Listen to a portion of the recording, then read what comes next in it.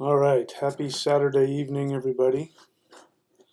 I don't know, I know this is a holiday, so maybe you guys are out doing stuff, but that's all right because this will be archived for later if you want to take a look at it later. So, yesterday we talked about the thunder wheel, which is the word that I use for what a lot of people call the medicine wheel.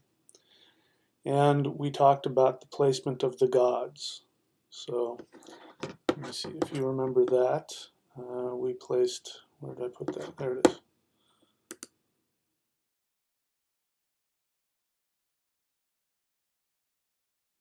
So you can see superimposed upon that is also the rune wheel. So, this symbol here, the Ayeshyalmer, is a very powerful symbol for my ancestors. It's an Indo-European symbol. It's called the Ashtanga Yantra in the Vedic tradition. So since it's used by both the Norse, this was found in Iceland, and it's used by the Vedics as well, and it's also used by other people, but at the very least we see this same symbol looks exactly the same in both cultures.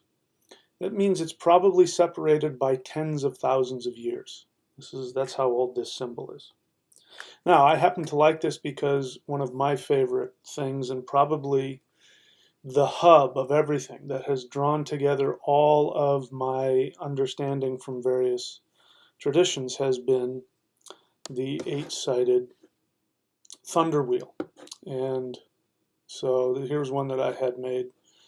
Actually, here's a better one. Here's one that I had made probably, I want to say 6 or 7 years ago.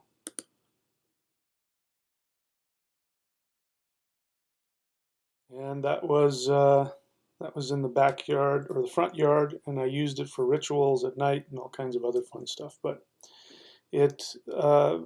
that thunder wheel, which is what I call it, the thunder wheel, is the 8 directions, and when you count the center, you have the 9 worlds of the world tree. So in the Norse tradition, there are 9 worlds, and these 9 worlds are branches off of the world tree.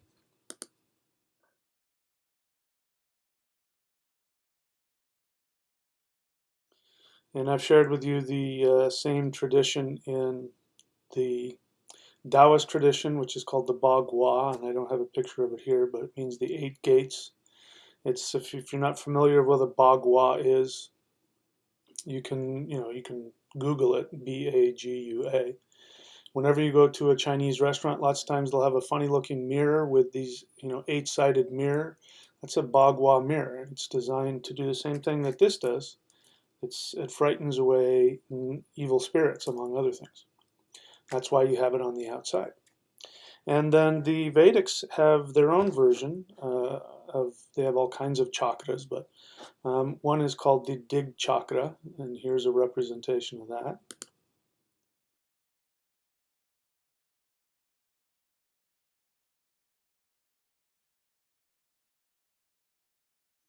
And so this is what we're going to be focusing on today. We're going to be focusing on the how the planets interact with each other.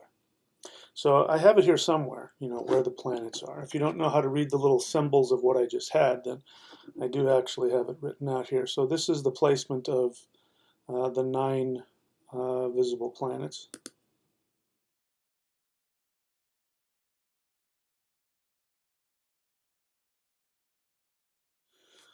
Instead of the south node of the moon, we have the Earth on there. We don't use the south node of the moon. If we do, I think it would be in the same place as the north node of the moon, because they're actually, the south node and the north node of the moon are a snake. North node is the head of the snake, and the south node is the tail of the snake. So they're really one being. They're just polar opposites of the same force. It's the force of liberation and attachment. They're just the opposite ends of that same force there. So we're going to be talking about specifically this here, the Dig chakra, and the Kala chakra. Dig chakra means directional wheel.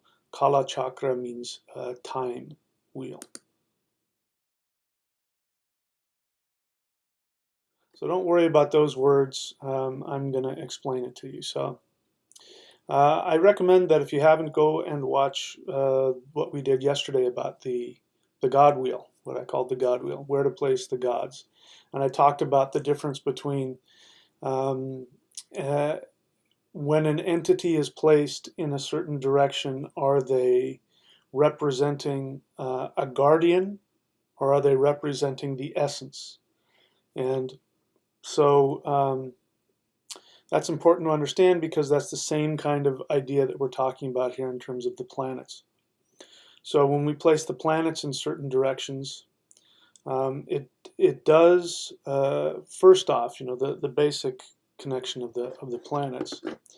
Except for, I don't want to get myself into too much trouble here, except for the sun here. No, including the sun. What am I saying? They're representing the essence of these directions.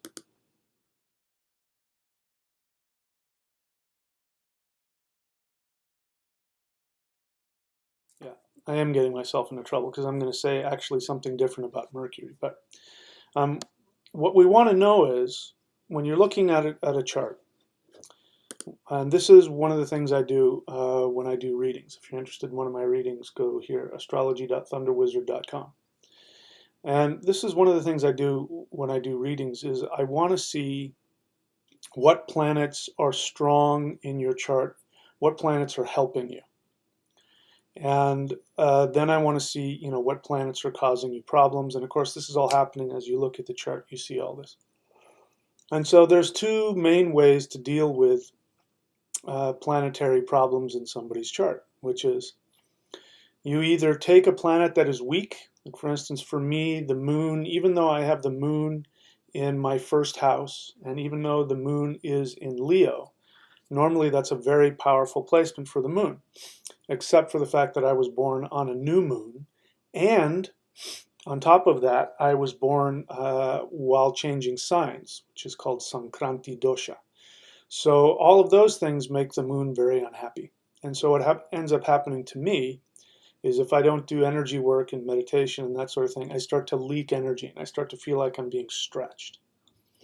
And so things that connect me to the moon. That's one of the reasons I love surfing, because the ocean, there's so much energy, and there's a lot of lunar type of healing energy in the ocean, and that fills me up. And doing qigong and doing energy work, doing meditation and doing mantra, that fills me up with the power of the moon. But in any case, I digress. So you want to look and see, if a planet is weak, do you want to just focus on that planet and strengthen it? Or if you have a planet that is really strong and this planet is causing you problems, then you can either appease that planet by worshiping it, or you can find a planet that is um, balancing it, that will sort of put that bad planet in its place. And for instance, in my chart, this is something that I do. Jupiter, even though I am one of the reasons I'm a thunder wizard is because I have retrograde Jupiter in my 8th house in Pisces. So if you know anything about the 8th house is the house of death and resurrection, sudden events. So it can bring, sudden fame and fortune, but it can also bring you crashing down. And, so I won't get into it, but, Jupiter's been doing a number on me for the past few years. So I've come to the conclusion that, if I start to empower Jupiter, I'm sort of, taking a gamble. If Jupiter, my experience, if Jupiter gives me something really powerful, the other side of that 8th house is going to come in at some point. And so the way that you overcome Jupiter is with Mars, right? So as it turns out, Mars is who I worship a lot for a lot of reasons. But that every time I do that, I help keep Jupiter sort of in its place and keep it from causing me, potential, or at least it will lessen some of the intensity of what Jupiter does to me and through me. So we're going to be talking about that. So why don't we go ahead and just get started with that right now. So bear in mind that, again, this eight-sided wheel, also we can superimpose the runes on top of that.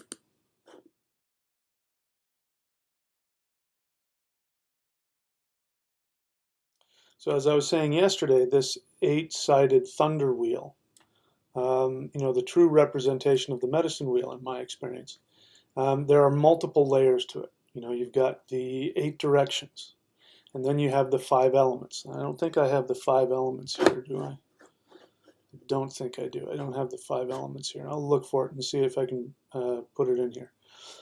You can put the 8 directions. You can put, then on top of that, you can put the 9 worlds.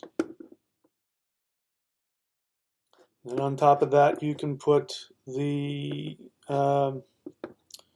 9 planets. Where did they go?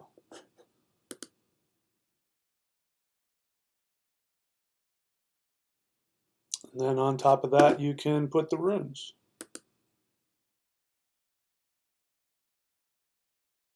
And then on top of that, you can place the gods. And so you can see how this will work. You use the shamanism is this. First off, if you're not familiar with my use of the word shamanism, shamanism is a made-up word. There is no such word as shamanism. It's a very popular word, but it's the only word in our modern language that represents, an earth-based mystic. We talk about magicians, we talk about yogis, we talk about, all these things. We're not really talking about what a shaman does. A shaman is somebody who works directly with nature, and does a lot of the same things that, mystics and yogis and everybody else does. But a shaman works directly with nature, with the forces of nature, and acts as a conduit. So shamans, in order to be a shaman, you've got to be willing to learn, how to do ritual. And in order to do that, you have to understand the directions. You have to be able to integrate them. You have to understand where the 9 worlds are, and how to integrate this and make this, part of an internalized map. Wherever I go, I always know what direction I'm facing, and what to do with what directions and all that kind of stuff. It's ingrained in me. So, a shaman, again, is a made-up word. Shaman comes from the Siberian, is a Siberian word that means priest. And so they happen to be animists. They happen to be people who worship nature, who believe that everything in the universe has a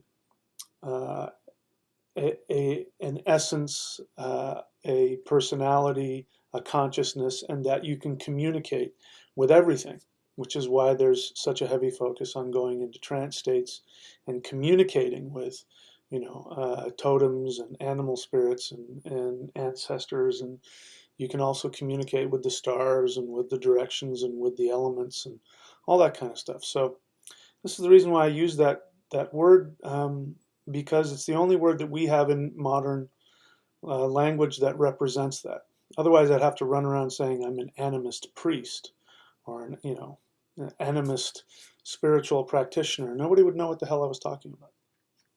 So, astrology, when you take Vedic astrology especially, and you bring it into this understanding of what I would call shamanism, it lends another very, very powerful tool and teaches us about the elements, teaches us about the quality of the energy in each of the 8 directions.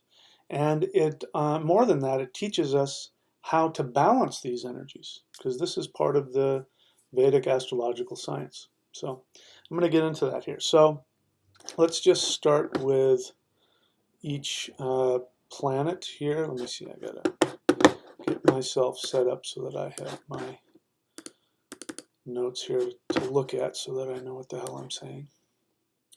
Okay, so let's take a look at what's in the north, planet that's in the north.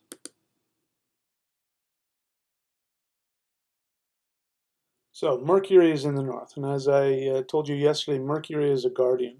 I'm sorry, I kind of got confused earlier. Forget what I said earlier about that. Mercury is a guardian because the north is a place of emptiness. It's the as energy comes into manifestation, it comes in and it goes in a clockwise fashion. This is one of the things that we see with the 9 worlds here.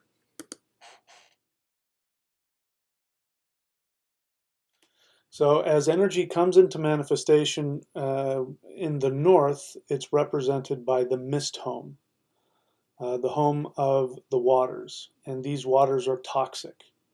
And as you can see with mist, things are sort of spread everywhere. There's not like a big body of water, it's mist. It's diffused everywhere. And it means that energy is coming in and it hasn't manifested into anything specific or solid yet. It's just, so that's why we need a guide. We need a guide to go in there and to differentiate. Now, Mercury represents the intellect. And what does the intellect do? If you remember from yesterday, the intellect picks apart from among. That's what intellegere means. It means to pick apart from among. Intellect is that literally that which has picked apart from among. So we need to have an ability to specify things and classify things. Up, that's down, that's left, that's right, that's black, that's white, that's hot, that's cold, that's here, that's there. This is what the intellect does. Because otherwise, if you go into the mist world without the intellect, you just become, you become, taken apart, and you can't differentiate anything from anything. This is what the intellect does. And we said that Odin is the guardian of the north because Odin, he represents Mercury not because he's bound by the intellect. As you know, the intellect is very important, but it's very limiting. I mean, its job is to limit. And so people who are stuck in the intellect, who think the intellect is everything, this is people who are agnostic and atheists, guaranteed they're very, very intellect heavy and might even be trapped in their intellect. People go into their intellect to avoid their emotions because, as we're going to find out here, emotions can be overwhelming. In fact, whenever you have a dream that you're drowning, this means that you feel that you are overwhelmed by your emotions and you feel that your emotions are going to drown you. You won't be able to breathe. You lose yourself in your emotions. And this is one of the drawbacks of the moon. When the moon is not doing well, this is what happens. So let's say if you have the moon in the 6th house or the 8th house, like if moon is in, let's say, Scorpio in the 8th house, then moon has the potential to go very deep, but you can also have depression because the 8th house and the 8th sign is being in the cave. It's very internal.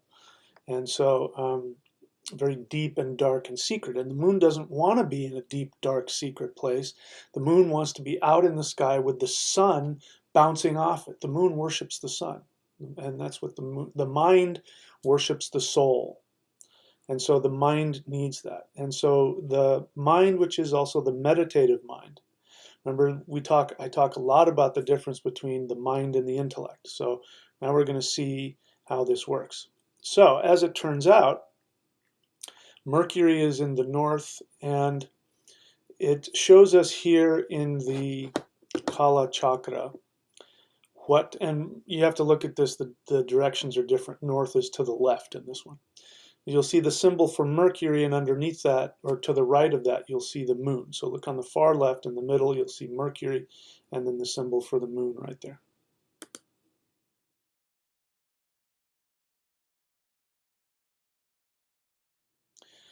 So this is telling you something. So what it means is that if the emotions or the meditative mind were to go into the mist world in the north, because the meditative mind is expansive, this is why we use it. We meditate so that we can get into an expansive state, so that we can get distance and we can see things holographically. So you lose the disconnection. When you're in your meditative mind, you can understand where people are coming from. You can feel their emotions. You can see things, from a distance. It's expansive, and the emotions are like that. Emotions can be overwhelming, but they're also, they expand as well. And the mist home is, total expansion to the extent that it destroys everything that has any limitation, because it hasn't become solid yet. So we put Mercury here because Mercury will overcome the tendency of the moon when the moon is not functioning in a way that's helpful for us. The moon, we can't differentiate. We can't figure out where we are and what's going on and what's what, especially in the north, in the mist world. And so we need Mercury. Mercury comes in. So when the moon is not doing well and the moon is putting you in a space where you just can't, make any decisions, and you're just wrapped up in your feelings. This is a good example. You're really wrapped up in your feelings. Let's say, you get really depressed, or let's say you have a depressive personality and you find yourself depressed all the time. It's hard to think. It's hard to make decisions. You make bad decisions, right? Like I'll go out and buy a surfboard. That's one of, if I'm sad or depressed, I'll go out and buy a surfboard, and I have too many. I don't need any more. Do things like quit your job, or trying. These are some things that go through my head. Quit your job, or try and go and get a new apartment or something. You try and change something that you don't need to change because you're overwhelmed with this emotion. And that's when you need the intellect, because in the intellect you sit down, you go, okay, let's make some notes. Why is it that we're looking to move? Well, A, B, C, D, F, and G. Why do we need to stay? It's cheaper here, it's closer to this, and then you look at everything, and the intellect picks things apart and makes value judgments and says, no, we don't need to move. That would be a bad idea. You're just operating from your emotions right now. And so the intellect separates us from our emotions, and that's good in those instances. As I would say, in our society, for the most part, it's not helping us, because it's people use it as a drug to escape their emotions. But now you get the idea. When the moon is not functioning very well, we use Mercury to overcome it, to remedy it. Okay, so let's keep going. So what do we do in what's in the northeast?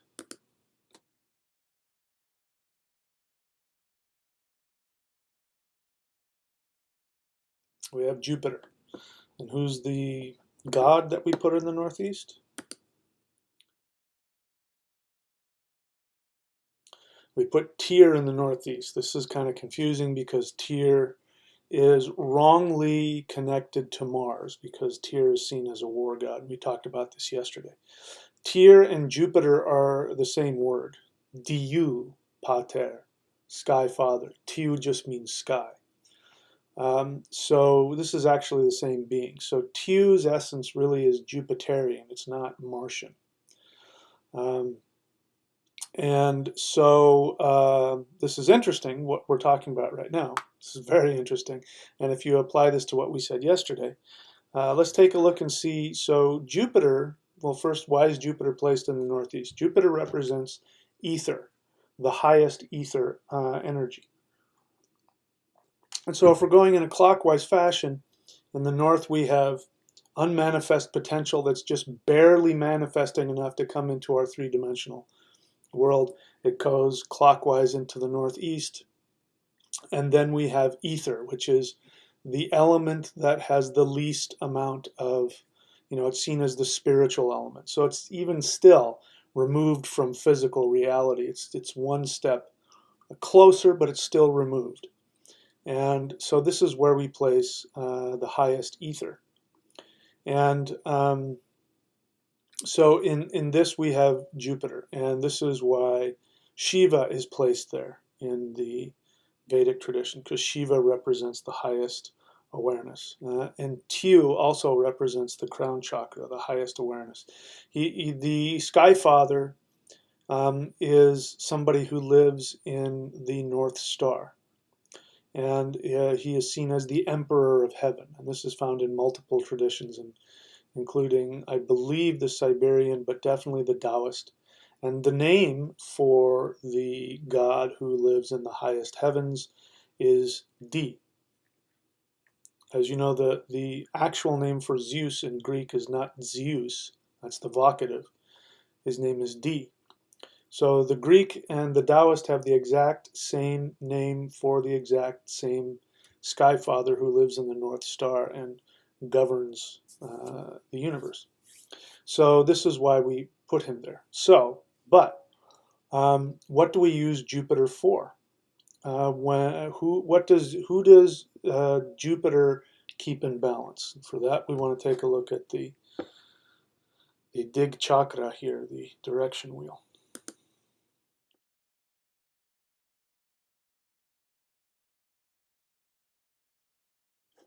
And here Jupiter keeps Rahu in check. And who is Rahu? Rahu is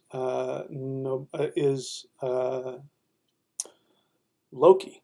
So where do we place Loki?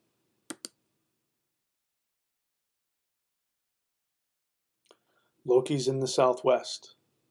Tiu is in the northeast. Loki is in the southwest. As it turns out, this is actually a polar opposite. You have the southwest is the unconscious mind, the underworld, because we have Hela down there as well, the queen of the underworld. This is your unconscious mind. And the northeast represents your highest, your super conscious mind, your highest possible awareness. And so we use our highest awareness to keep our unconscious garbage in its place. You know, this is why you have to understand where things are and where the worlds are. I made the mistake early on of facing southwest and opening things up and trying to use it to influence the northeast. And I don't remember why I was doing that. I was brand new and trying to put all this stuff together. And holy crap, did that cause problems. All of my unconscious garbage came up, and my now ex-wife and I fought for like a week. And so I learned a hard lesson. It's like, wow, you want to keep all that stuff there.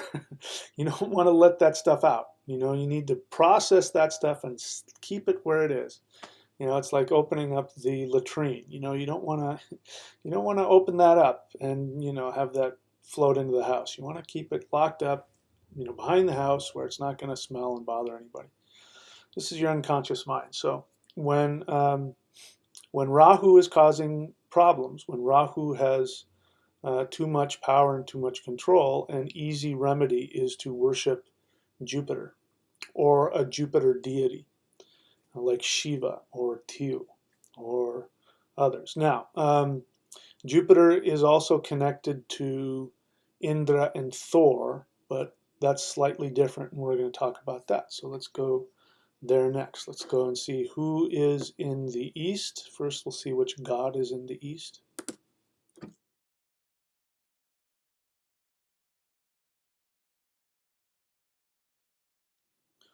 Okay, and now we want to check and see what planet is placed there and what planet is used to help whatever planet. And this one is going to be very interesting. This is very unique.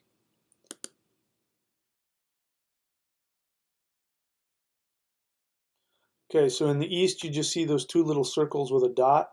That means the sun. So what you see the sun there twice, right?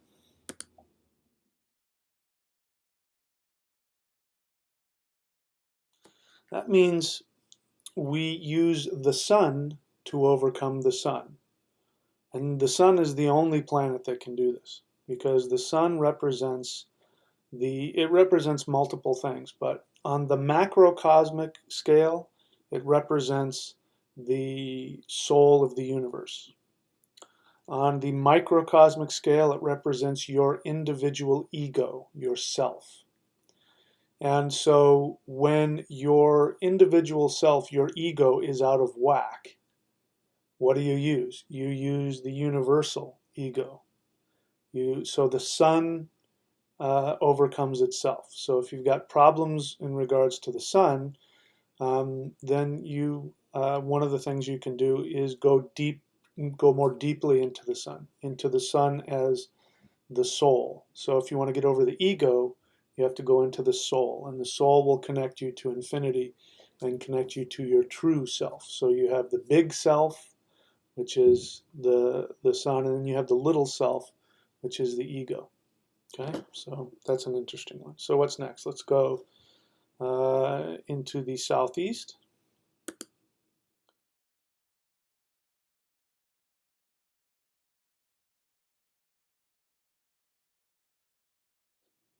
Okay, and there we have Venus. We talked about why we put Freja there, because Freja is in fact the deity for Venus in the northern tradition. So with her down there, Venus, what do we use to over? What do we use Venus for to overcome which planet? Let's take a look.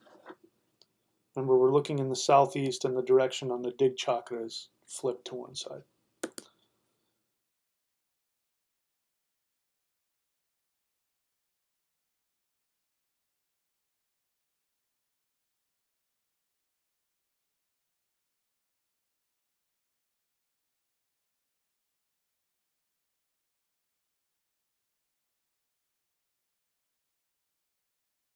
Okay, my apologies, I got confused there.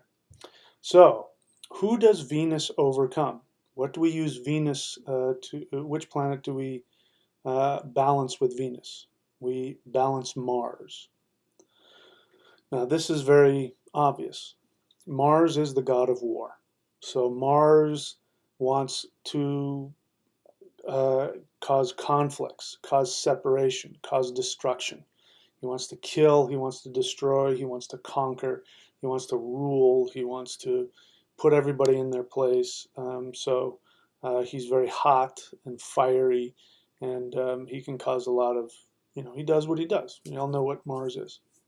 So in order to soften Mars, we use Venus. Venus is, as you know, well, Mars is a monk.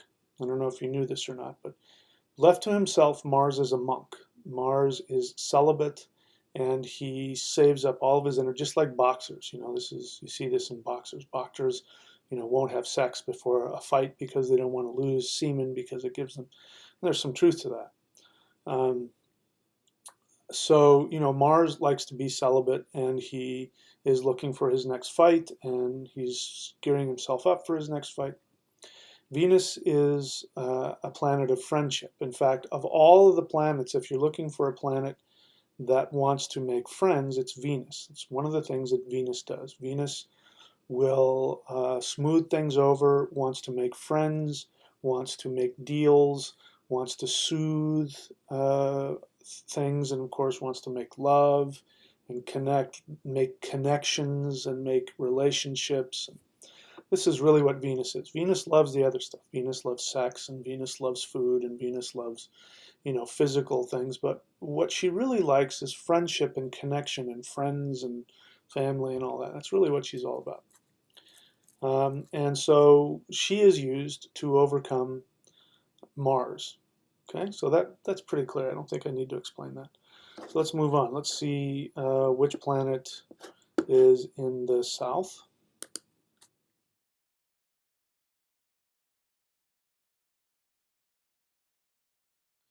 So there we have Mars. Now, if we're thinking, if we're thinking superficially, then we're thinking, oh, we already saw that Venus overcomes Mars, so Mars must overcome Venus. Wrong. This is why we need to understand how all these 8 directions work. So let's take a look and see who Mars balances.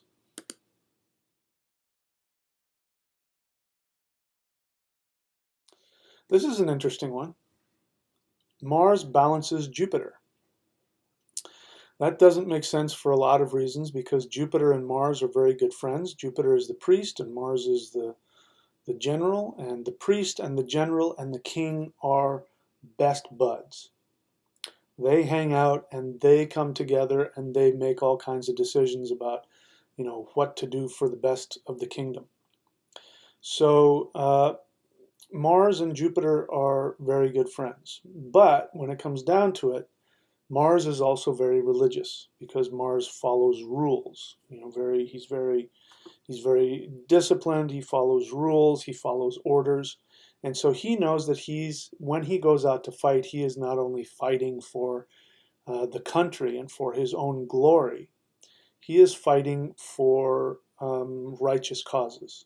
That's why people stand at attention and they do this at the national anthem, and whenever when ideally when soldiers come back, we give them parades and we do all that because they're fighting for righteousness and they're putting their lives on the line for spiritual truth and goodness and all that kind of, like Superman, right?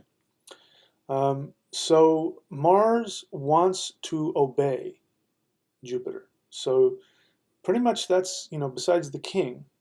Um, but the king and the general, if you get them by themselves without the priest, they'll start a lot of wars because the king, the son, he has he's got a lot of ego and a lot of fire, and of course Mars has a lot of fire. You put those two fiery planets together, so we need Jupiter to come in here and balance them out and say, listen, guys, we need to look at this from a spiritual perspective, and so Jupiter sort of has that middle ground between Venus and Mars and can go in between those two. So the priest, the priest can calm down the general. So let's keep going. Let's go to the southwest here.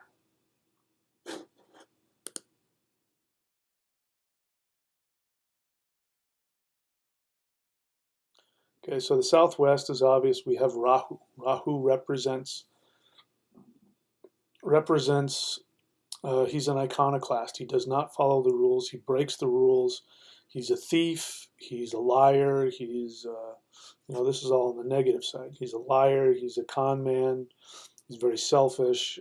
He's into all of, the things you're not supposed to be into. He's a drug addict and an alcoholic, and he gambles, and he has hookers, and all that stuff. Rahu does a bunch of other things. Rahu also, when used right, knows when to cut through the political jargon. He knows how to cut through red tape. He knows how to, throw away, pointless religious dogma or pointless rules. And he knows how to see deep into the truth of things, which is what makes him such a good con man, because he can read people and know exactly what it is they want to hear and all of that. So, he's very good at that. So what does he overcome? For that, let's take a look at the Dig chakra.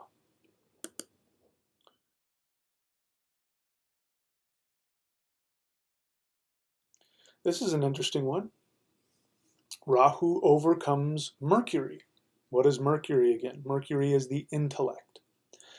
So this is actually a really interesting combination because the intellect, as we said, when you're overcome with emotion and you can't see straight, the intellect is like a map. It's like when you're lost in the woods, the intellect is the map. And okay, I got to turn left here because there's the rock there, and then there's a mountain over here, and I got to go this way. I can't just go straight that way. I got to go this. And Mercury likes to figure things out. But when you get stuck in your head, you've got to have something that will get you out of that. Your aspirations, which is another thing that Rahu represents. The truth is that the thing about the intellect, people really they worship the intellect, but the intellect really can't do a whole hell of a lot on its own. Once you have all that knowledge and you've written everything down in books, it's like, well, so what do you do with that? And how do you get that into working order? In order for that, you have to have some motivation. So Rahu comes and brings motivation because he is your ambition and your obsession. And so he's going to say, it's great, but what do I do with that? Let's figure out how to take that formula and make $1 million out of it. And, it's sort of like, who is the guy? Tesla. Tesla is the guy who brilliant, genius, imaginative guy who figured out how to turn direct current, which electricity, if you don't know anything, I know very little about it, but direct current is very inefficient and doesn't work so well. So you have to have alternating current, which means the current has to go in two directions, and that way you can power, instead of one block, you can power a whole city. Um, and so this is kind of what Rahu does. Rahu says, how can we take this? And he has a tremendous imagination, and he has tremendous um, you know, ambition. How do we take this and turn it into $1 million? You're using DC to power one city block. How can we use that same amount? Because I don't want to work hard. I just want to take that same amount of electricity and power a whole city. How do I do that? That's where Rahu comes in and breaks because what Rahu breaks boundaries. He's an iconoclast, and the intellect creates boundaries.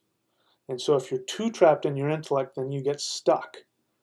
Again, like agnostics and atheists, they can't believe in anything beyond what they can see. They get stuck in that. They need something to break through that so that they can think outside the box. It's the best, the phrase, think outside the box. So when you have the intellect and Mercury is too stuck, then Rahu says we got to think outside the box here. So that's how they work. All right, so let's keep going. So let's move to the west and see which planet is in the west.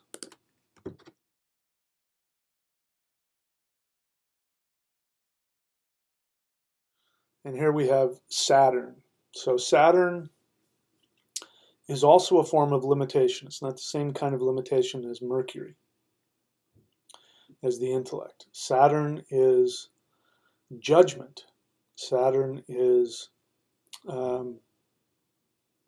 karma. Saturn is the lessons that you have to pay, the price that you have to pay for the actions that you've taken, positive or negative. Saturn also is a hard worker. Saturn works really hard, whereas Mercury likes to think a lot. Saturn says, I want to just work for it, and Rahu comes along and says, hey, Saturn, man, why are you working so freaking hard? You could do all of that in 10 minutes instead of 10 hours.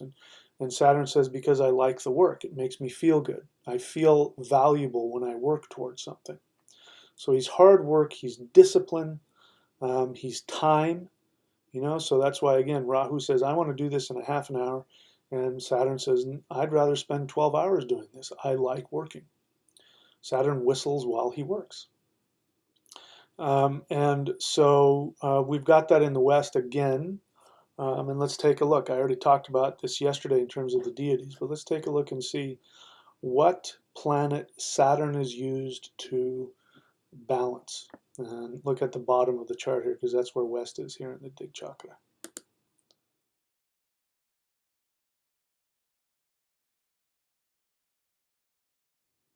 And here we have Venus.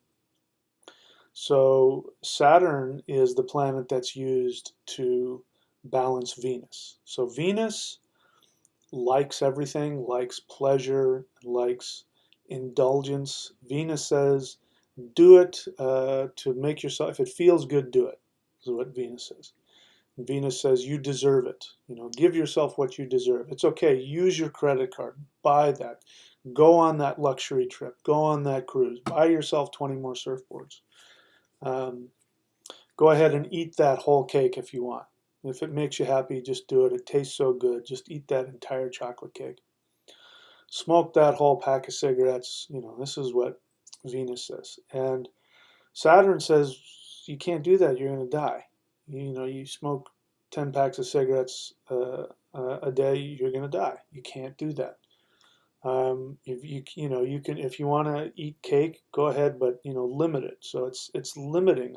Saturn wants to come and limit the extravagance and the indulgence of Venus. So that makes pretty good sense, right? Okay, let's move on. Who's in the northwest? And I think now we'll be all the way through.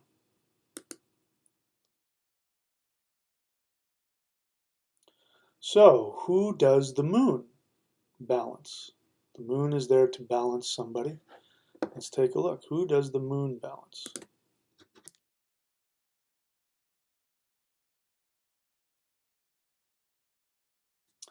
The moon balances Saturn. So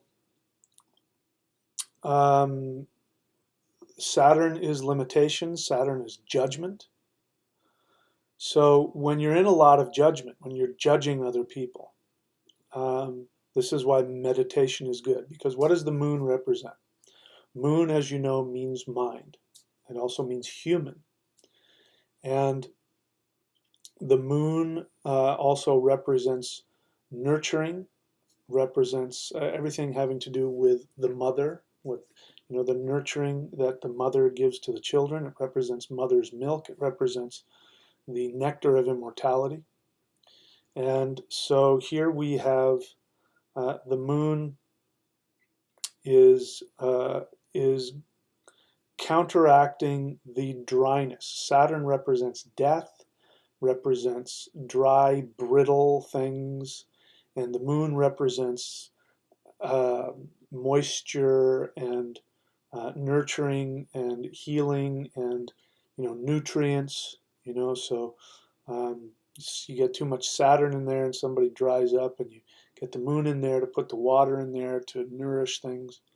So this is how we use the planets to balance each other. And as you can see, it's not a straight one-to-one thing, And so this is why, again, we have to see how all these 8 directions come together and focus around. And you can use it again like a spy decoder ring. You twist it this way, and this lines up, and you get that. So that's just an introduction to that. I don't know if there's anybody out there. I'm happy to take any questions if you want. Before I do, this is one of the things that we do in these astrological readings is we'll take a look and see which planets can be used to counterbalance the negative effects of other planets in your chart. As I said, for me, as much as I love Jupiter, Jupiter can be a pretty tricky planet for me to play around with. So the easiest thing for me to do is to worship Mars, because Mars will help keep Jupiter in that 8th house, keep him from being too erratic. And so again, that's just one idea. All right, so I'll take a quick break here, and then I'll see if there are any questions.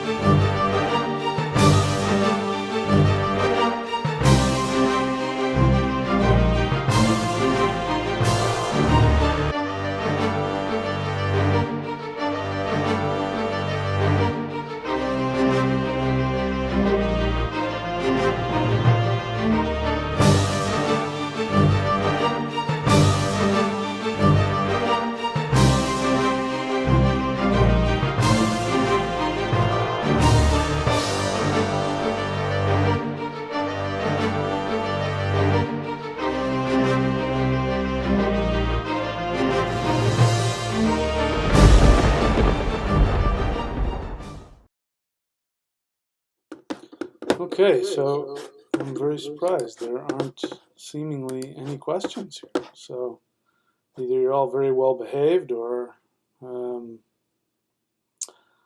who knows what. So let's see here. What I'm not going to do, guys, I know we're talking about astrology. I'm not going to do your chart here.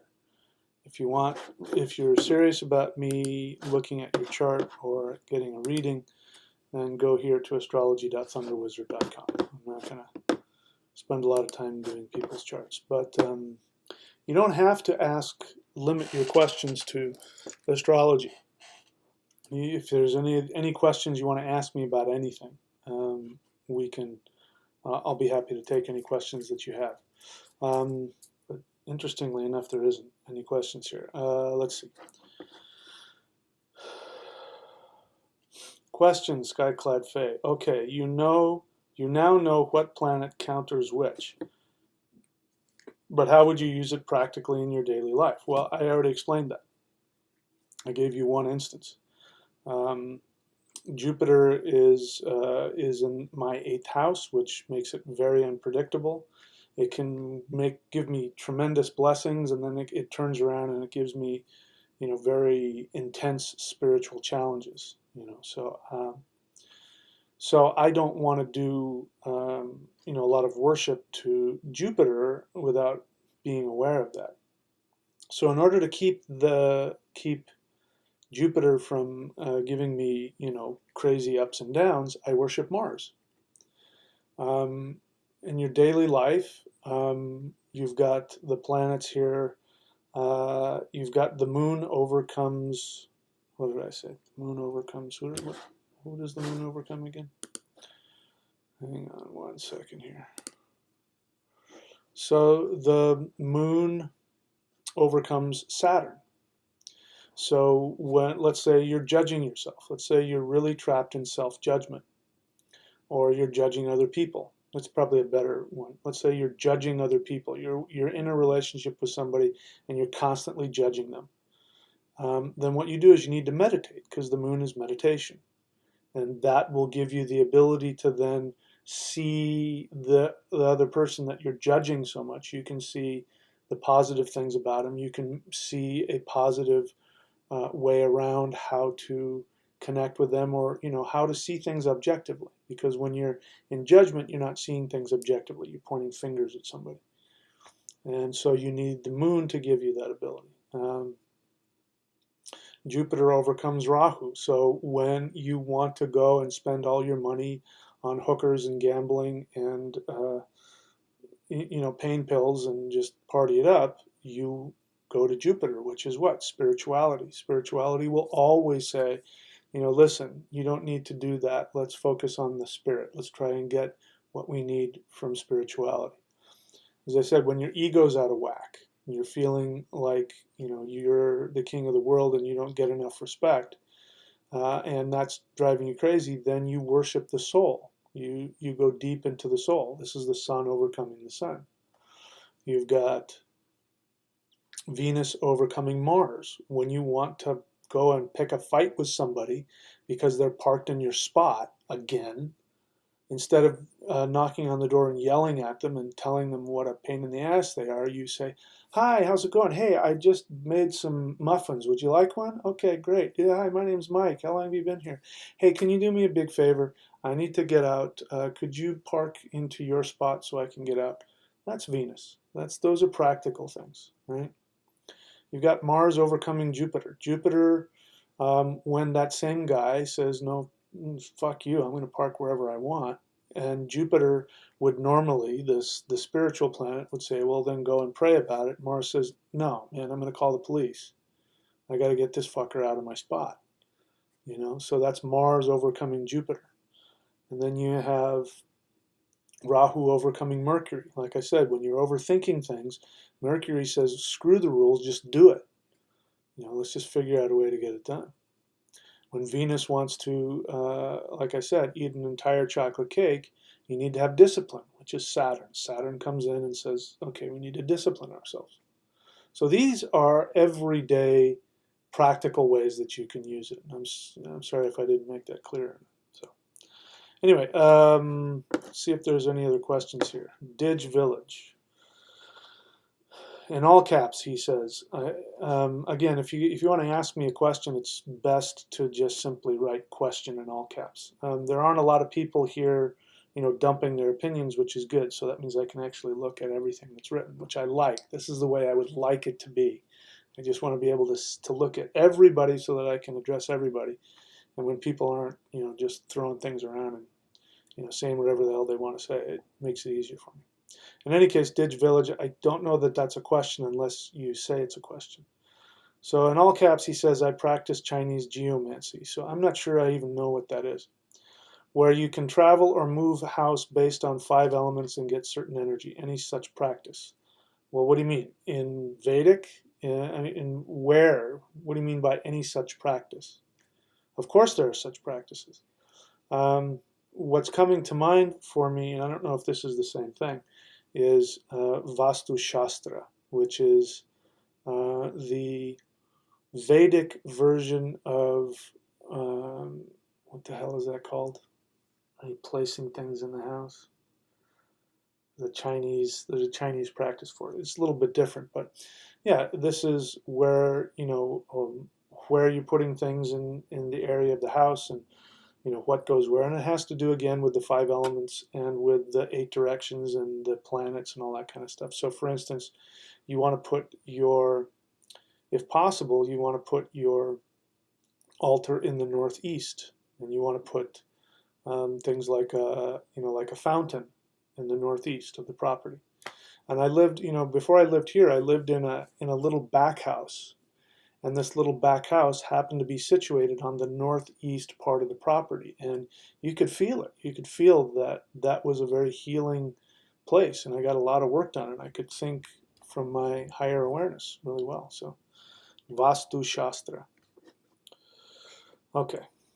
I don't know why you're mentioning 4 elements. I don't use the 4 elements. So, Didge Village, if you're new to my stuff, I recommend watch my videos, because I use the Taoist 5 elements, and those are actually the same 5 elements that are used in Vedic as well as, and it's in the Norse if you look hard enough. I don't use the modern Western 4 elements thing. That's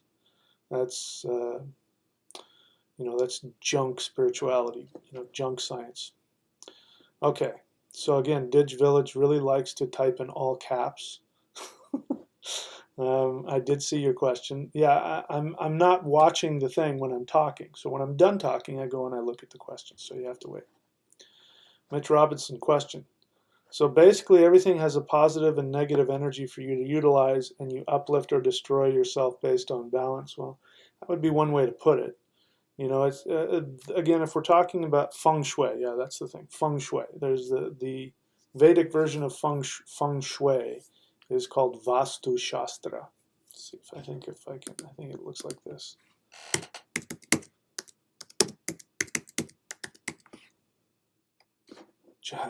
Spell check. And I didn't tell you to do that. I did not tell you to do that. I think this is how you spell it. Stop that.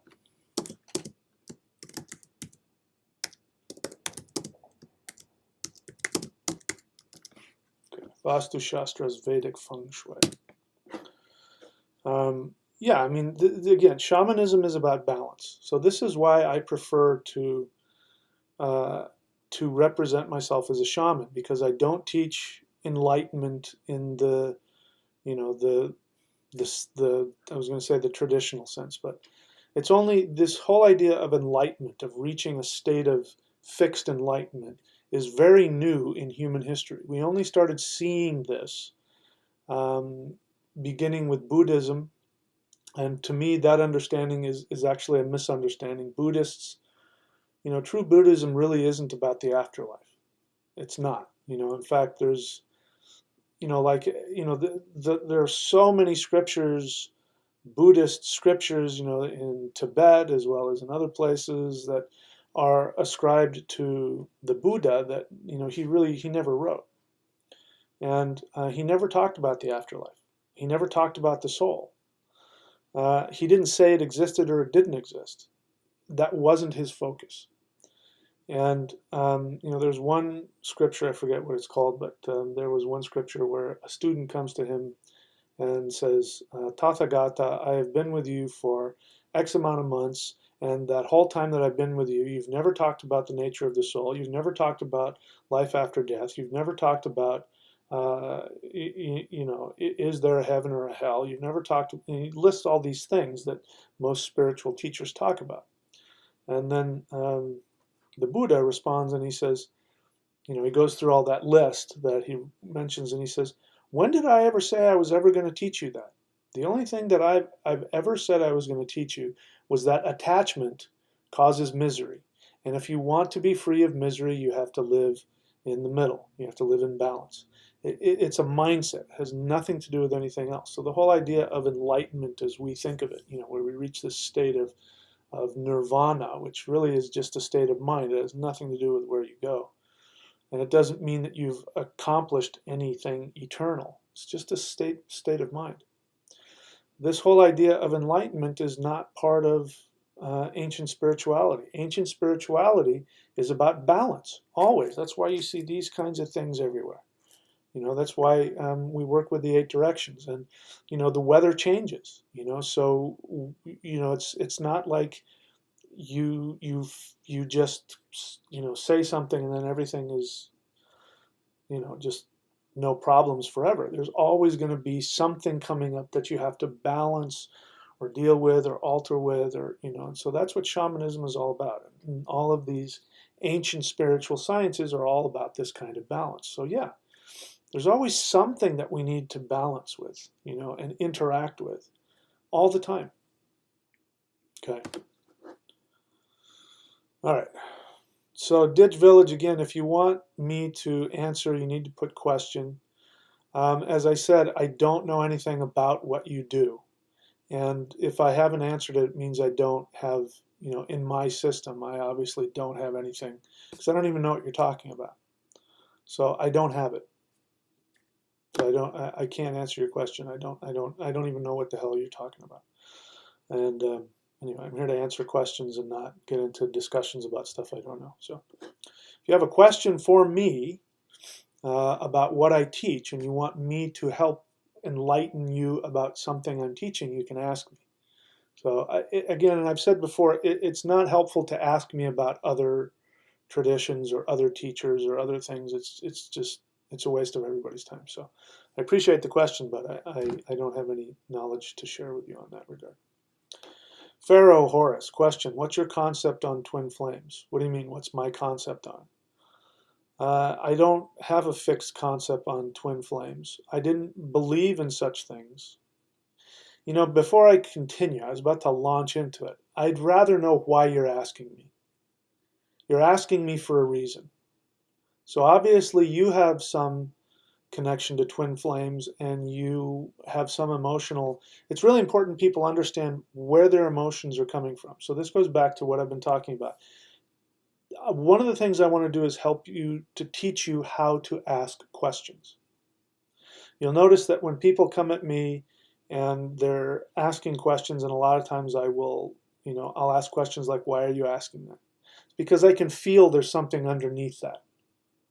Or they'll ask me a question when what they really want to do is they want me to agree with them. They want to make a statement and they want me to agree with that statement. So they're really not asking. They don't have a desire to know anything. They just want to know if I agree with them on something. And that's not really a question either.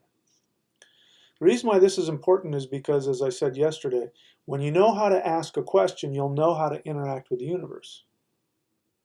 And the first thing you need to know is emotionally, what is your emotional payoff for that? So if you're asking me about twin flames because you have one, or you don't have one, or you have somebody you're connected to and you want to know, are they a twin flame or are they a codependent relationship that you can't break away from? See, that helps me because then I can help you get what you want. When you give me that open-ended statement about twin flames, I start to, as I was about to, I start to pontificate on my opinion on twin flames, and I'm not really helping you. And it doesn't help either of us. It distracts from us. We are emotional beings. And one of the things that we Westerners need to do more than anything else is be able to live in our emotions, to feel them, experience them, and then take appropriate action. That's the hardest thing to do. And again, I talk about, Westerners like to get stuck in their intellect because that helps them avoid their emotions because, it's too frightening for them. Or people are like children and they act out on their emotions. They take drugs or get into fights or get into victim mentality states. Those are all acting out on your emotions in another way. Just being in the middle, having your feelings and positive, pleasant or unpleasant, and then being able to use the mind, not the intellect, but the spiritual mind to see things objectively and then take appropriate action.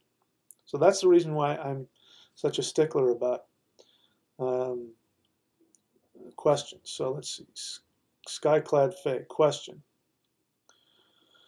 Our native populace, I'm assuming where you live. It's also important when you write out your question, make sure that you write an actual sentence and put all the stuff in there so I know I don't have to guess. I'm assuming you mean your native population where you live has witch doctors. Basically the same as a shaman. Well, they're the shamans of that particular um, culture. This is tribe's cradle of life. I don't know what that means. Even though they have the same deities, see next line. Second part. I have now got the opportunity to study with them. I am still on the fence about it. Do you think I should? I don't know. I don't have nearly enough information to know anything about them or what they teach. If I did, I would tell you if I thought it was a good practice or not a good practice. If the universe gives you an opportunity, and this is, I have a big thing about practices that have an unbroken connection into prehistory. So if this is their native shamanic path, it probably has an unbroken connection. Having said that, just because something is a native spiritual practice doesn't necessarily mean that it's positive or negative. It does, there's a lot of, folk magicians and folk magic out there that's pretty destructive. So use a lot of black magic and all that kind of stuff. So I don't know anything about, I think you live somewhere in, I think South Africa or something. I don't know enough about it to tell you whether or not I think it's good or not. Follow your instinct.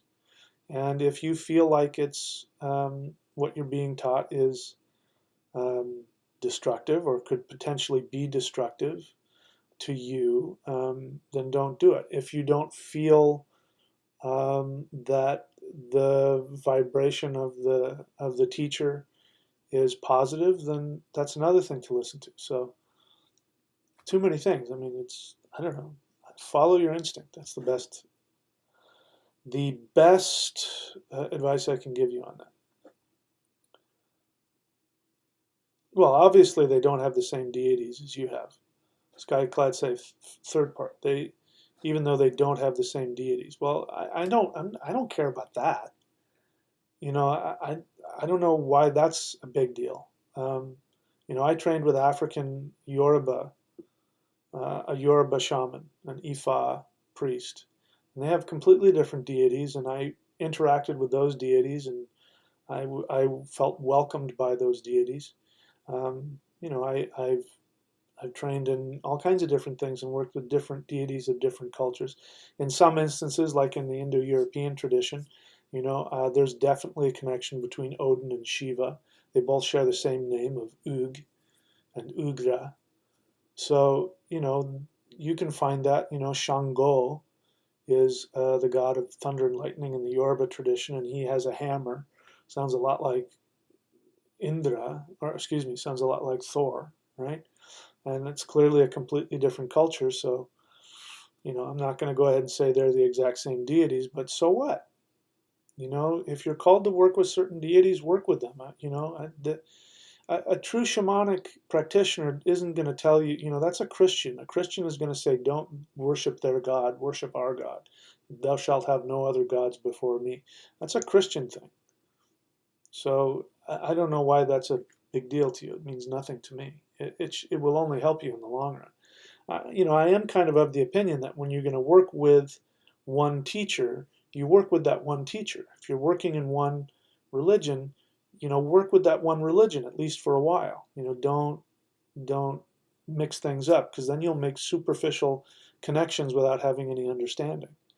So if you want to train with them and focus and worship their deities and see where it takes you. And then, after you've done that for a while, you'll know whether or not you want to continue, or if that is going to teach you something. Listen, working with my African teachers taught me a lot about how my ancestors used to live, how they used to think.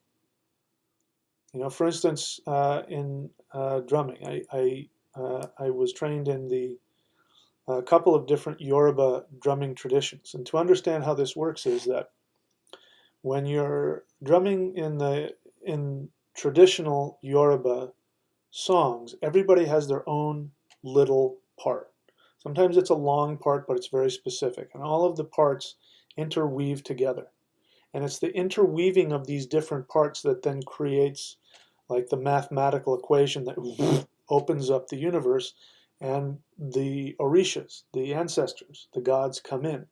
And they literally come into where you are. Some people see them, some people hear them, some people feel them, but you definitely know that there are people in the room that you can't necessarily see. And they're there because that particular rhythm has opened the gateway to their to their world. So kind of forgot what I was saying about that. What was I talking about? Anyway, I can't remember what I was saying about that, but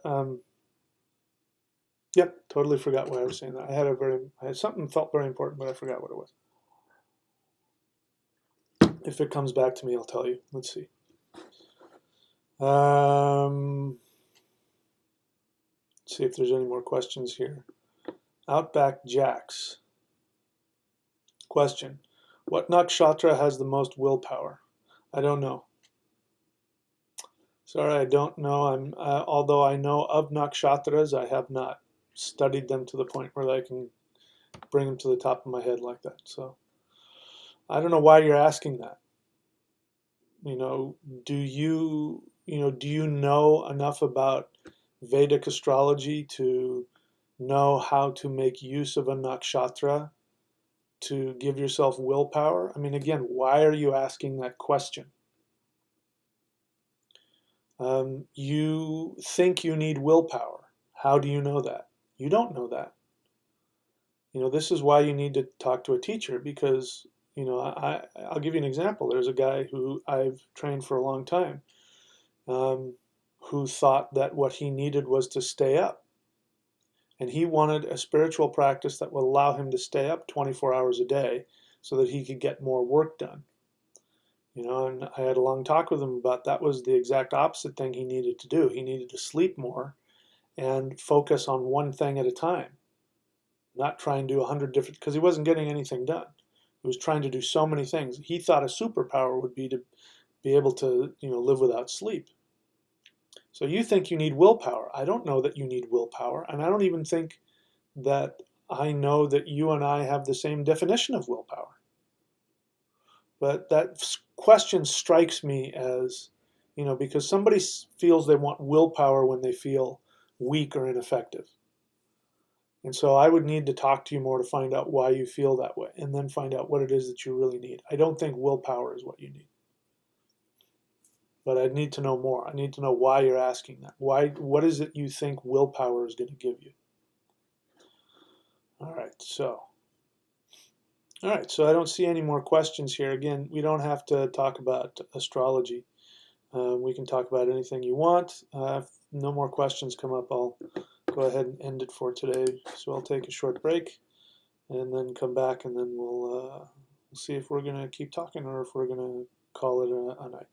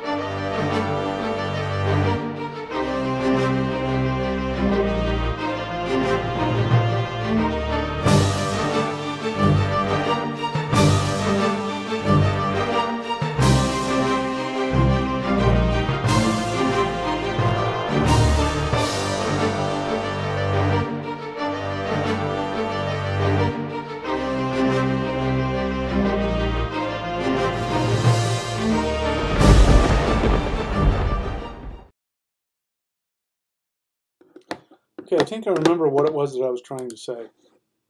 I got kind of lost because I have such a tremendous respect for that drumming tradition that I was sharing with you. And what I was focusing on is the difference between how we think in the West and how traditional societies, including our own, at one point, how they thought and how they felt. And when I was in Idaho and I was teaching this tradition and I taught drum classes, and there was a big African drumming community. There was different kinds of, African drumming, but there was what I would call a drum circle mentality in a lot of it, which is one of the reasons why I don't go to drum circles, which is where people want to just go and bang on the drum and make a bunch of noise, and there's nothing wrong with that, but there's no real music happening. And even if it's, everybody, it doesn't have the same depth, and it doesn't have the same profundity, and it doesn't have the same effect on me as trained drummers in a traditional spiritual tradition who know how to weave those rhythms together and create something really magical and wonderful. And for most Westerners, they don't have the patience for that.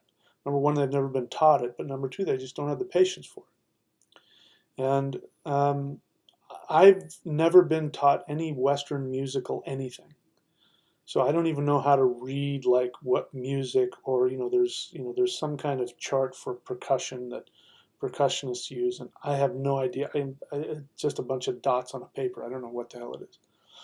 And one of the teachers I worked with is a master drummer. Same thing with him. He was taught in his traditional thing, and people lots of times in class, and we'd be playing a song, or he'd be teaching people a certain song, and they'd say, "Is that in 6/8 or 4/4?" And he says, "I don't know. It sounds like this." And then he would play it. And he would say, to understand this music, you have to listen with your blood. So I was lucky. I never had any Western training, so that's how I had to learn. In any case, that's how I taught. I taught people, how to, from practical. But people would want to have those, they'd want to have those little rhythm sheets where, and then if somebody knew how to do that, they would go, "Oh, I can do that." And they'd create one of those little rhythm sheets for them and hand it to them. Now, the people could play it once they had the sheet in front of them, but it had no power to it. It had no, you can see them and they're playing, and they're like, you can see them like, they're all stuck in their head with it. And, they're hitting the notes, and it's not that it's wrong, it's just there's no life to it at all. And so that's the difference between listening with your blood and just, "Oh, I know how to put that because the little dot says to put that here." And it's like a computer. And this is, again, just one of the many, many, many things my traditional teachers taught me that we don't have.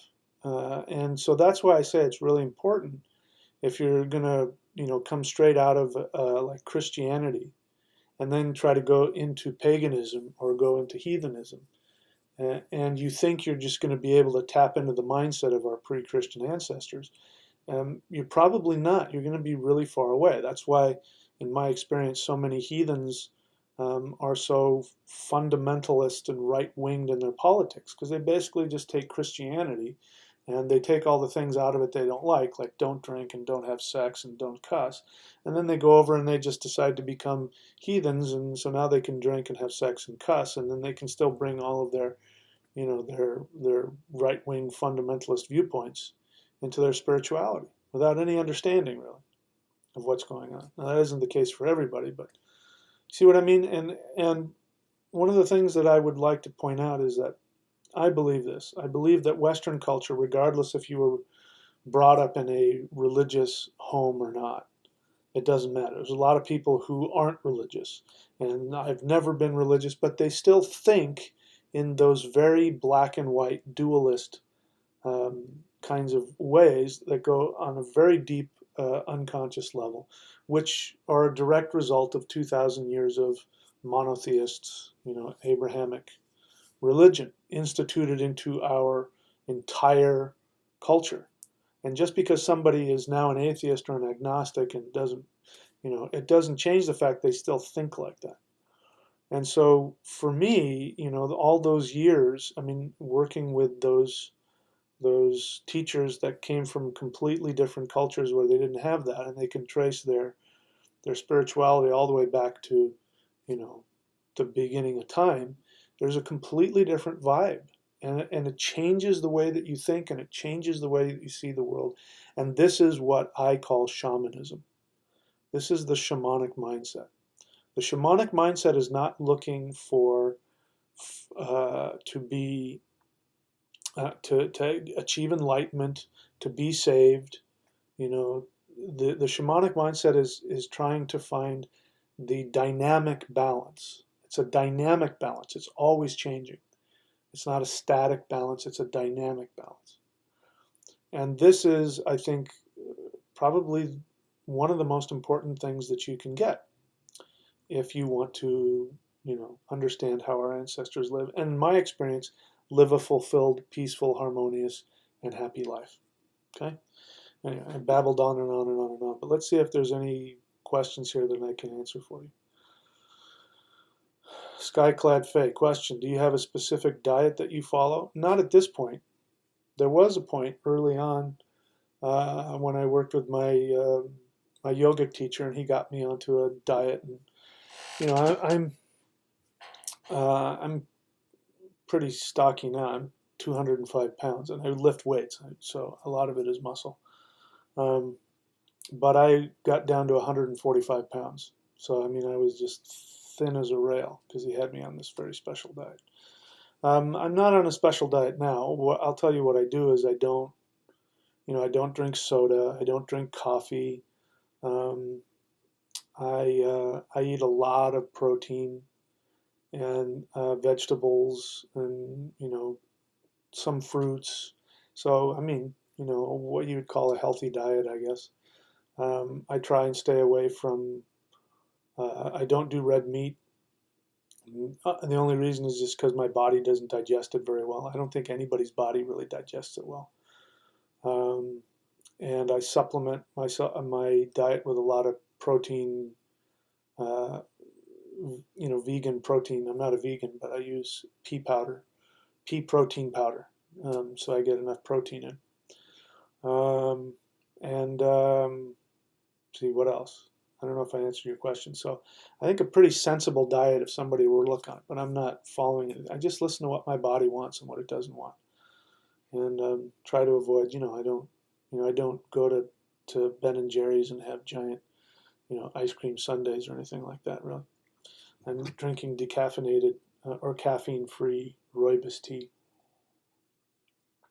Anyway, I don't know why. You might want to tell me why you're asking me that. I'm not a dietitian, so you probably shouldn't ask me. You should talk to a dietitian, and you know what kind of body type you are, and what kind of element your body is, and all that kind of stuff. Everybody's different. Ditch Village, question. Tiersdag, you mean, is that Tuesday or Thursday? That's Scandinavian. I don't know if I'm going to say that's Tuesday. Tiersdag. Tuesday. Oh, you said right there, Tuesday. Tiersdag is Tuesday, which is Dienstag in German. Dienst means service. What did they worship or serve? I don't know. I'm not German. I'm Germanic, just like you are, but I don't know. I have no idea. Skyclad Faye, I studied their traditional singing, so I understand what you're saying. Okay, all right, that's not a question. Yeah, so you guys, comments again. Let's try to avoid the editorial comments. I'm more interested in your questions. Question, do you think the Christianization was a blessing or a curse? So, Ditch Village, you must be new to my channel. So the majority of your questions will be answered, but please go and watch my videos. You know, put some time and effort into watching my videos. Learn how to search within the channel. Don't just search YouTube, but go into my channel and learn and search whatever term you want. So I've got a lot of videos about what I think about Christianity. I'm not going to take the time to talk about it now. Dude without a hat, question, are there specific colors associated with the runes? Not in my mind. For me, the runes are all fire. They've got, of course, different, very varying things, but as a whole, I would say the runes are fire element. The reason I ask is I was stretching and remembered my favorite color as a child. Now I see it everywhere. I was curious about it. So I don't know if there's a rune connection to a specific color. So I don't have an answer to you for you about that. All right. So I think we're all just kind of babbling here. I'm not really motivated to talk a whole hell of a lot about anything. So I'm going to go ahead and wrap this up.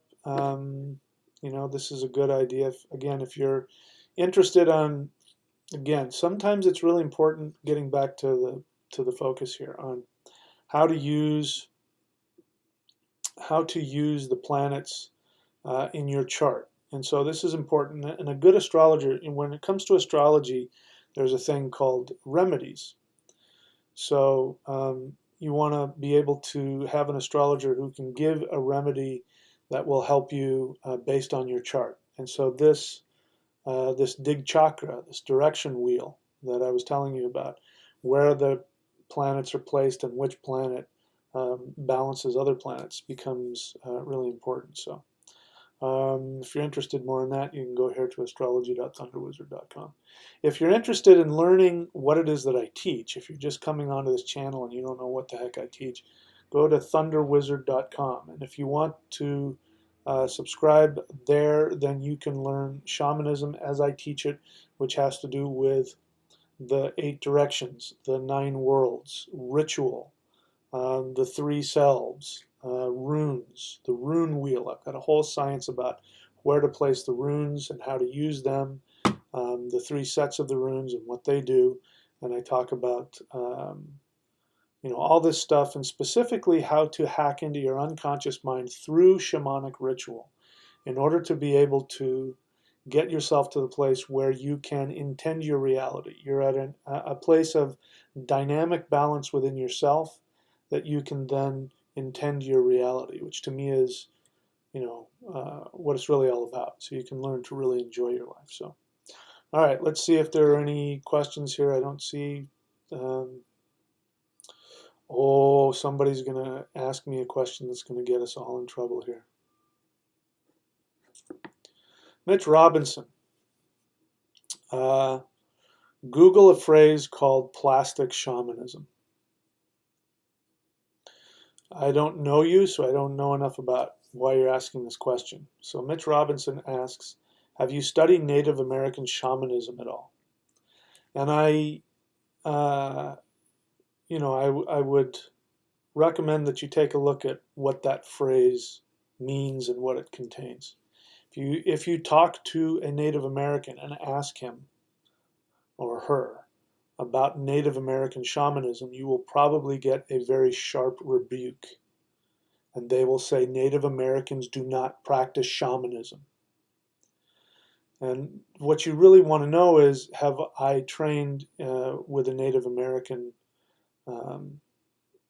spiritual lineage holder? And I have not.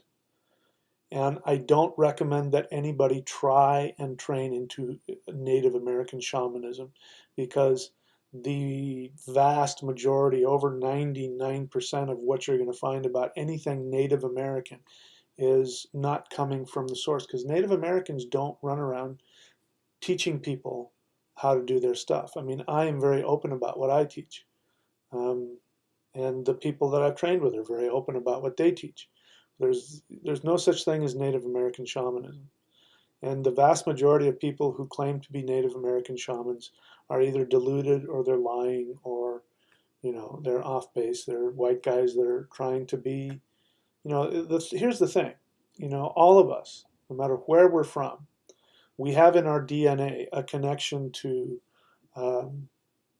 if you don't want to use the word shamanism, we have a connection to our animist ancestors.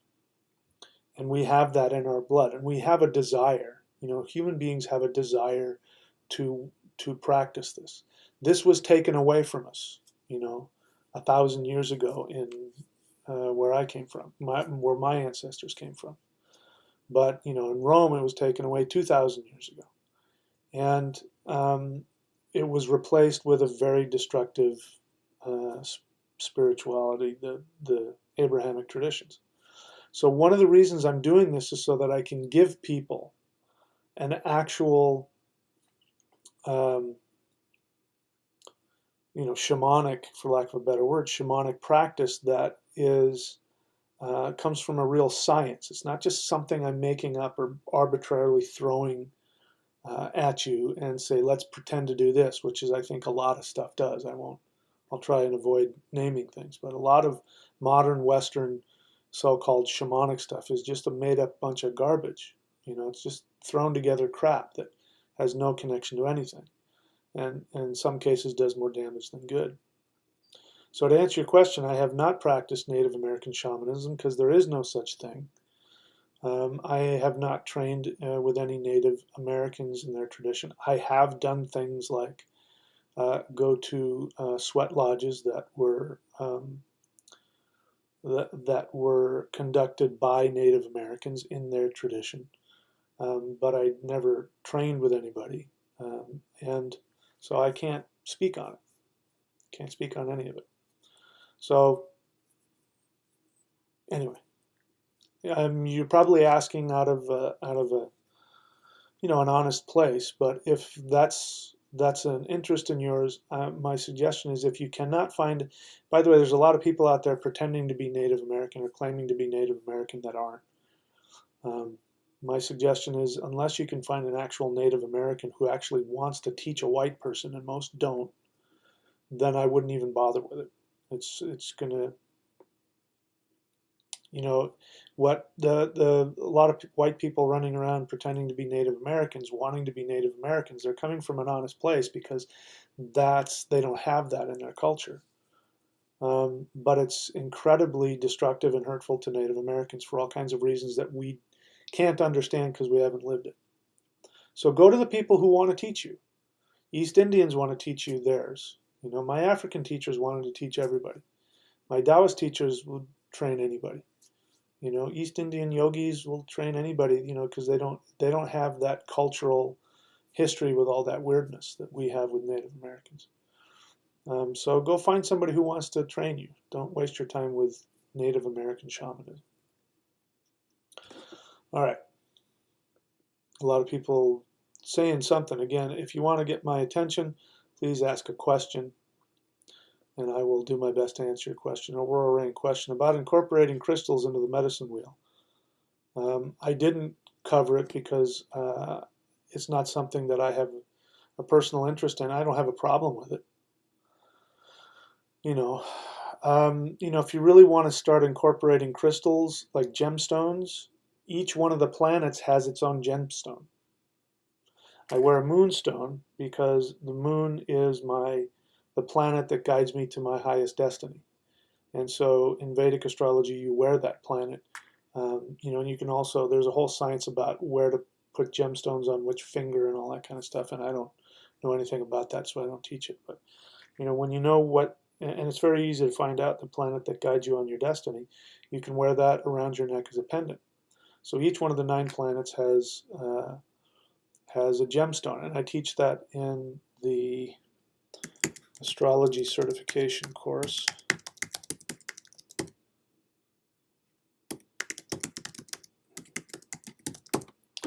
astrologycertification.thunderwizard.com.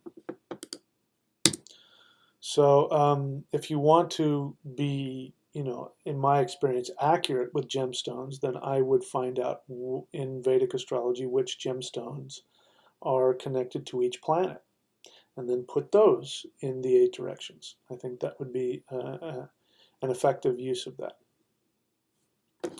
Chart reading, dude, you are so much more than this. I don't know what you're saying. Again, that's not a question, and I shouldn't have read that.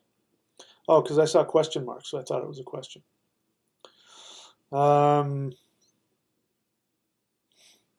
right.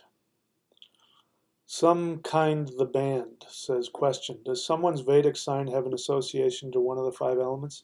Yes, just like it does in Western.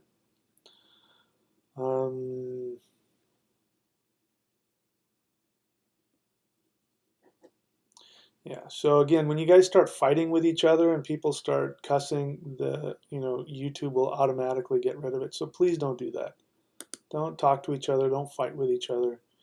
I'm going to get to the point at some point. If people are, really disruptive, I'll just hide them from the channel altogether. Dig Village question. All right, so Dig Village again. I'd really like for us to be focusing on what I teach. I don't teach any Native American practices, and I don't really want to get into a discussion with it because I'm not qualified. So, really, if you want to, I'm glad you're here, but please put some time into effort in learning what it is that I teach so that you can ask questions about what I teach, not about stuff I don't teach.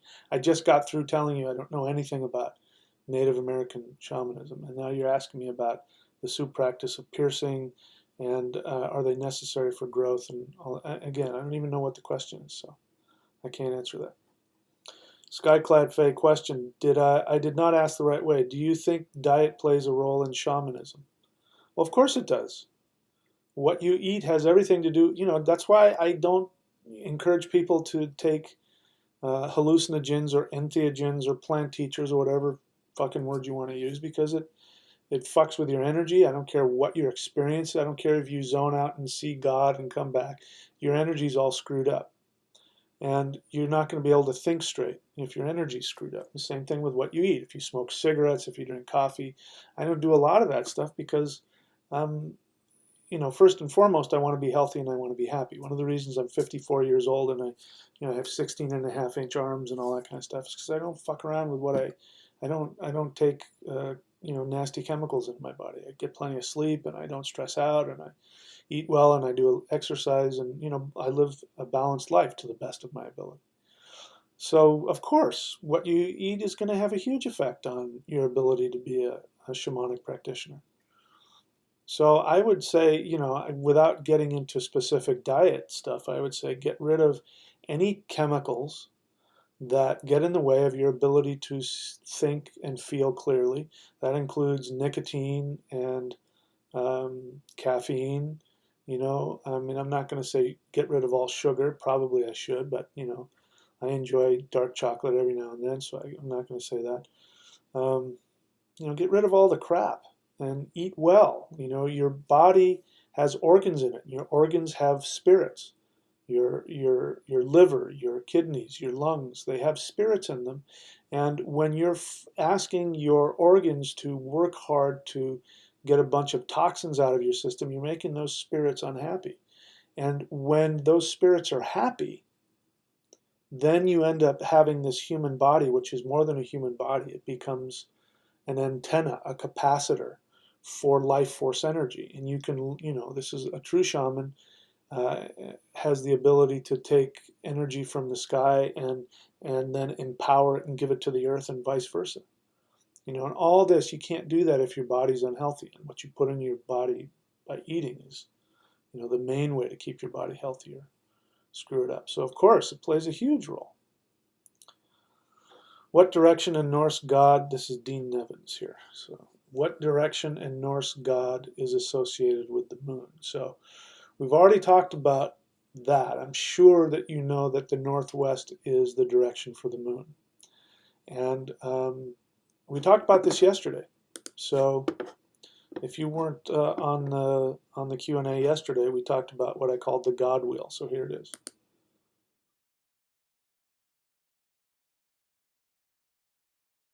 So Frey is in the northwest, and so are the elves. The elves are the ascended masters, human beings that have achieved a bodhisattva state.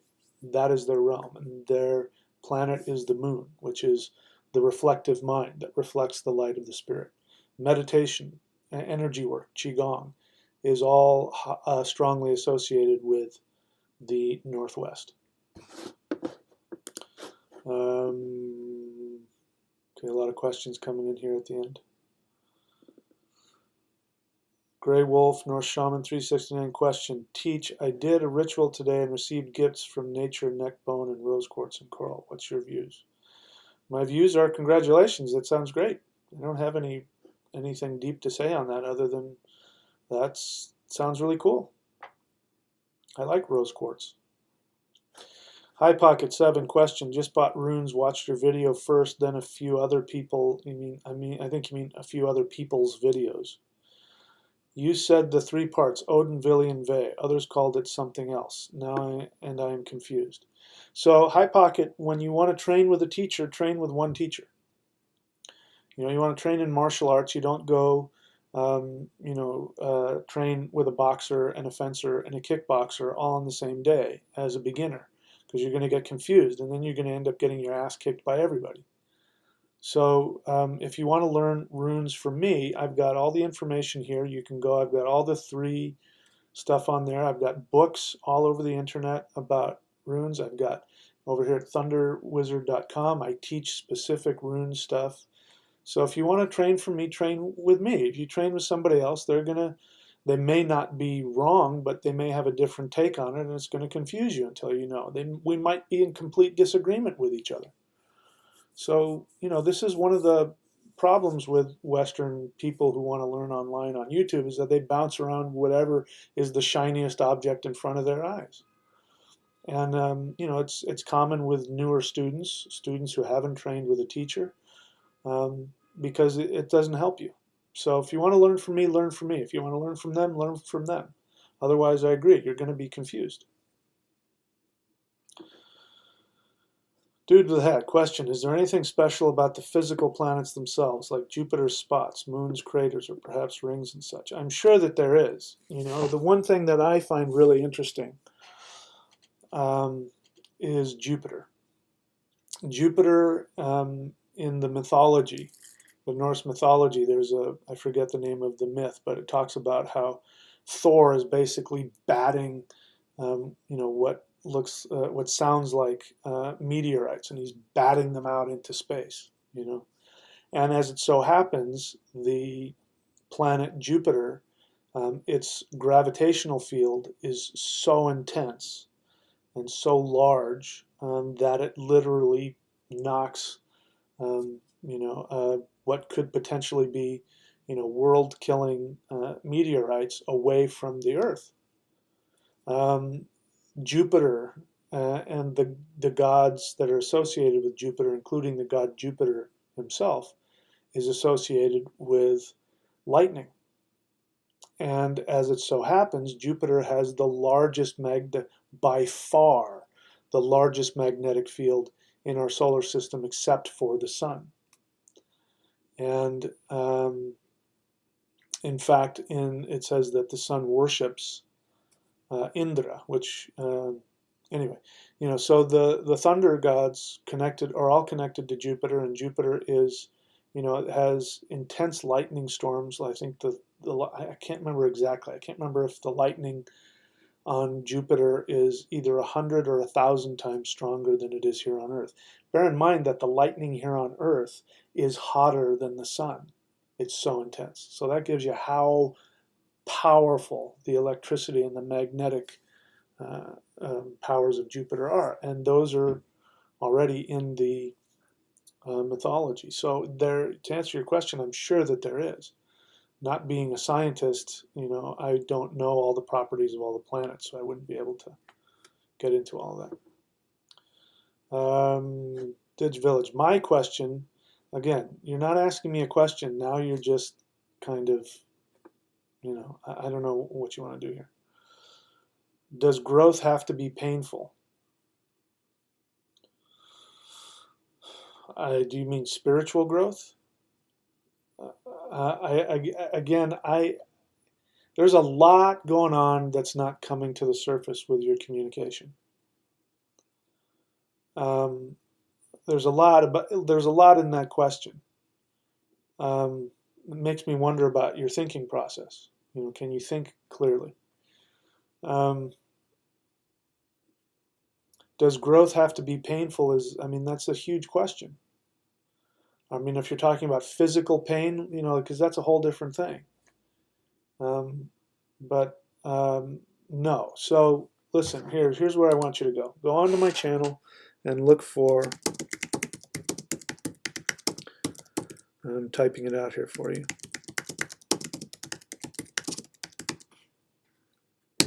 That's also a book. I want you to go watch all the videos I have about that. And that is a better explanation. Because again, the reason why I ask people, why are you asking that question, is because most of us are not really all that conscious about what it is we really want and what it is we're really saying and what it is we're really asking. Your question has so much just underneath the surface of it that it makes me really want to get in there with a pitch, like a hammer and a chisel, and really start hammering away to get to the truth of what it is you really want to ask. Because that's not it. That's really not what you're wanting to ask. Anyway, please keep coming back. And please watch more of my videos, as I said. High Pocket 7 question: as a beginner, should I start studying runes first, or should I? Well, I don't know. I mean, if you want to study runes, study runes. Are you a beginner with me? If you're a beginner with me, you can start by studying the runes. If you're new to the channel, my suggestion would be to go and study. Watch my videos. I've got a bunch of videos. I think 3 or 4 on here that says free shamanism certification. So go onto my channel and look for that, because that is going to tell you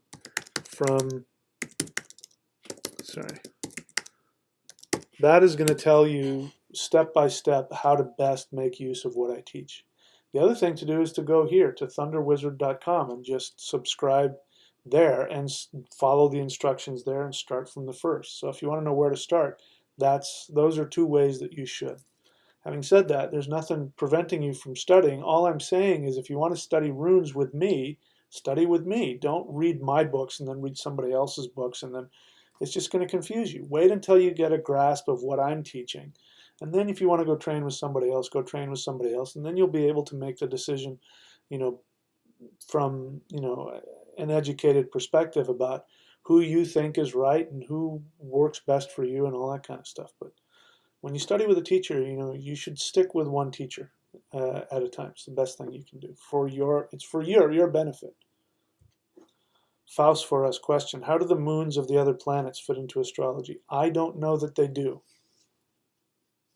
If they do, I'm not aware of it. And listen, Vedic astrology is a huge, I don't know Western astrology, I'm sure it's huge also, but Vedic astrology is a huge science. And even though I am a master astrologer, I'm a master astrologer of what I've focused on, which is probably this much out of. Okay, so I think that's it. Aurora Rain question. Somebody already asked me about nakshatras. She asked, what nakshatra do you think is most important individually? Oh, I see what you're asking. What nakshatra do you think is most important individually, ascendant or moon? I'm hesitating because I'm not quite sure. If I had to pick one, if I had to only pick one, and this is a hard pick, I would pick ascendant, because the ascendant is what we associate with your sign. And the reason why the ascendant is important is because, again, like the moon, even though it changes very rapidly, it doesn't change nearly as fast as the ascendant does. And, again, the sun stays in the same sign for 30 days. That's why in Vedic we don't use the sun as your sign, and why Western does, which is kind of strange, because the sun, stays for 30 days. And they're wrong at more than half of the time anyway, because it's off by 24 degrees and all that kind of stuff. But even assuming they were right, that would mean that everybody who's a sun sign Virgo is going to be the same, and they're just not. The ascendant really, because it changes every 15 minutes, it gives you a very clear, precise view of how you need to interact with your life. That's what the ascendant means. It's how you interact with your karmas as your karmas unfold. That's why it's the first house, because then everything else is, about how the ascendant, how it deals with the ascendant, how the ascendant relates to it. The ascendant is you. It represents the culmination of everything into your physical body. It represents your identity as a whole. So if I had to pick one, I would say the ascendant. But the moon, depending on the context, might be more important, like spiritual names. The default for spiritual names is to give people a name based on the syllable for the moon sign and the moon nakshatra. Having said that, my parents named me without realizing it according to my ascendant. And since the ascendant is the physical body, I credit that to my strength and my health. At 54 years old, people, if I don't have this beard on, some people think I'm in my 30s or my 40s, depending on who they are. And I think that has a lot to do with the fact that people have been calling me by the syllable of my ascendant, which is my physical body, my whole life. So I think that's one of the reasons why my body is so strong at my age. Okay, so Sky-clad Faye question, almost forgot. When doing the wheel, do you use true north or magnetic north? I don't. I think you asked me that before, and I don't make a distinction between the two. If I've got a compass, I'll just let it point me towards north, and I'll use that. I don't get that. I don't even know that I care the difference between the two. Maybe that's wrong of me, but I don't care. Either one is fine with me. Ms. Reed question, how can I get a notification on when you're doing a live chat? I would like to have listened from the beginning of chat. I'm sorry about that. I tend to just kind of go off from the seat of my pants, and I haven't disciplined myself to do that and to learn how to do that. Having said that, I believe in your your settings. You can set it up so that you can get a notification as soon as I come on. Having said that, it doesn't matter as much because if you don't catch it live, it will be archived and you can watch it. It'll always be on the channel. And then you can put a question. If you put a question in the video comments, I will answer them as long as you ask an intelligent question. I answer questions on that as well. But my apologies for that. One of these days I may get more, what do you call it? I may get more disciplined about that, but we'll see. I can be very selfish and undisciplined at times. All right, so I think we're coming up on 2 hours. I don't see any more questions coming up. There has been some good questions. I appreciate the new people coming on. Again, if you're new to the channel, the best way to interact with me is to put some time and effort to see what it is that I teach. Put some time and effort and watch the videos. The majority of your questions are already going to be answered by those. Doesn't mean I won't answer them. I do prefer that people ask intelligent questions, and intelligent questions to me means not just honest and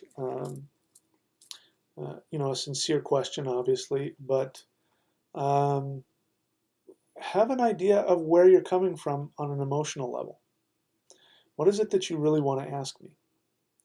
Because that's where I want to help you the most. And I have a pretty good nose for smelling if somebody is not really clear on why they're asking a question, or if their emotional reasons are sort of hidden behind some other thing. And I know that everybody's got their own, we all have our own defense mechanisms that we've learned over the years, but the more that you're able to identify emotionally where you're coming from and to think about your question before you ask it, probably the better response, and more importantly, the more effective response you're going to get from me that will actually help you get what you want. Because, by the way, that's my job. My job isn't just to teach you all of this stuff. My job is to help you get what you want. And that's really the focus of everything that I do, is to help you get what you truly want on a spiritual level. All right, that's it for me, guys. I am going to, who knows what I'm going to do, relax on this holiday weekend here that we're having in the U.S. All right, so I will catch you guys later. Again, if you want an astrology reading, go here, astrology.thunderwizard.com. If you want to know where my books are, go to michaelwilliamdenny.com. I believe you can get all of my DVDs and videos at videos.thunderwizard.com. Let's see, is that over here? No. Videos.thunderwizard.com. Whoops. Videos.thunderwizard.com. videos.thunderwizard.com. I believe that's what it is. Videos.thunderwizard.com. If you want to learn my type of astrology, as I said, certification.thunderwizard.com. By the way, astrology readings are $100 off. If you go on to astrology.thunderwizard.com, you can get $100 off your reading. And I think that's it. Qigong.thunderwizard.com we haven't talked a lot about, but this is really, it's very powerful stuff, and it's, in my experience, the most powerful thing, the most powerful energy practice that I've seen that can be taught by video. You know, you can learn more powerful stuff, but you have to learn it from a teacher. And I've had people who were Qigong masters in their own right, energy, you know, Tai Chi masters and Qigong masters, and they practice the celestial Qigong, and they've said to me that they've never experienced anything like it. Some people have experiences where they communicate with their higher teachers, and I can't guarantee that. I'm just telling you what people have said. And I think that's it. If you want to learn about the rune wheel here, go and look at all my books on rune shamanism, and you'll learn about what the rune wheel does and how you can take the rune wheel and put it into the thunder wheel and put it into the planetary wheel and the god wheel and all that. All of these things, you know, different layers of the same tool. And in my experience, if you learn how to master even a little bit of what this tool, the thunder wheel, has to give you, even if you learn just a little bit about it, you can completely revolutionize your life and change your life on every level. That's been my experience, and that's why I teach it. That's why I've spent so much time studying it and developing it. It's for that reason. So that's it for me, guys. Thank you so much. I look forward to seeing you soon. And for those in the U.S., have a great holiday weekend.